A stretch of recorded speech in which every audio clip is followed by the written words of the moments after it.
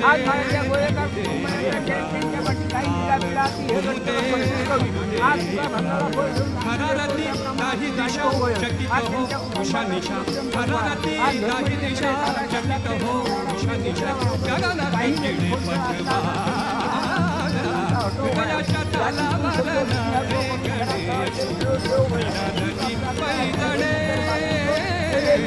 गयाच्या तालावर नावे गणेश विनादची पैदळे